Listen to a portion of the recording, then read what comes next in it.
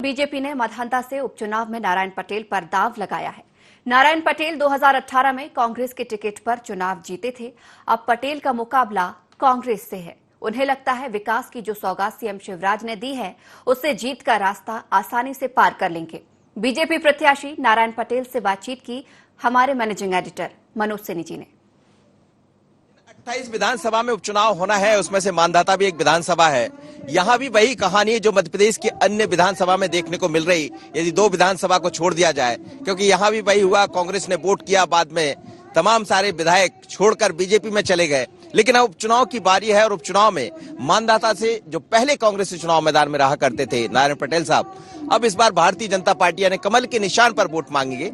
सामने जो है वो भी आपको पता है, लेकिन क्या आप 15-18 महीने पहले पंजे पर वोट मांग रहे थे, अब कमल पर वोट मांगने जा रहे हैं। जनता सवाल करेगी आपसे।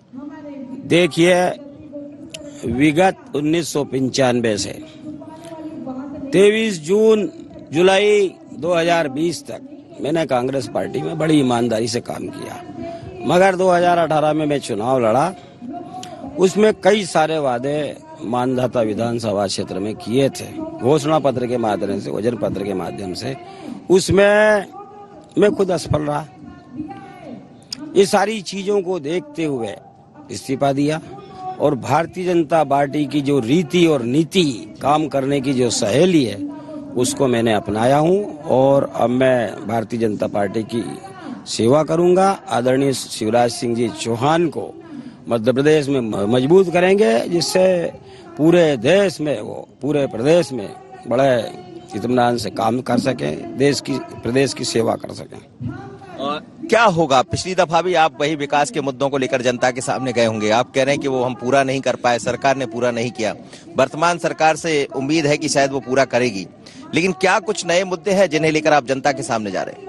जितने मुद्दे मैंने कमलनाथ जी की सरकार में, जितने क्षेत्र के काम के लिए मांग की गई थी, उतनी मांग माननीय शिवराज सिंह जी चौहान को मैंने रखी और 23 सितंबर 2020 को माननीय शिवराज सिंह जी पुनः सा आए। जितनी मांग कांग्रेस के टाइम मैंने रखी थी, उतनी मांग इनको रखी। सारी मांगे मान ली गई, स्वीकृत कर दी गई। क्या प्राथमिकता है, क्या रहने वाली इस चुनाव में? जैसा आपने कहा मांग मान ली गई, लेकिन जनता के सामने आप कुछ तो जाकर कह ही रहे होंगे। देखो, जनता का तो मैं सेवक हूँ।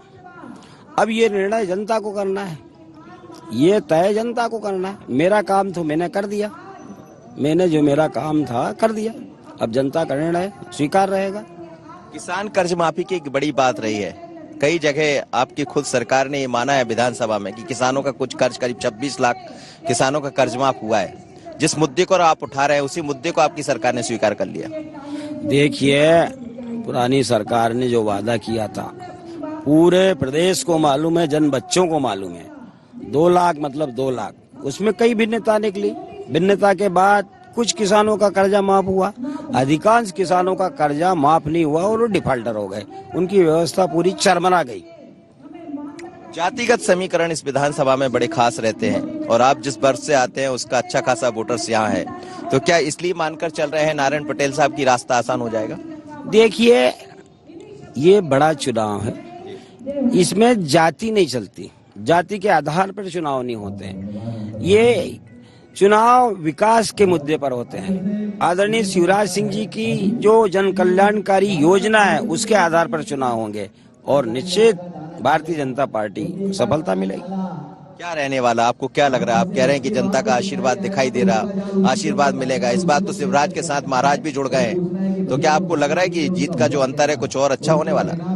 देखिए, मैं पहले भी बोल चुका हूँ, ये सारा निर्णय जनता करेगी, पर ऐतिहासिक परिणाम आने वाला है। उनके ऐसे रुझान से, उनके आशीर्वाद से, उनके हावभाव से जनता मन बना के बैठी है कि इस बार शिवराज सिंह जी को मजबूत करेगी। एक बड़ा नारा चल रहा है कांग्रेस की तरफ से, टिकाऊ और बिकाऊ का। वो कहते हैं कि हम लोग टिकाऊ है और जो बिकाऊ तो वो बिक गए।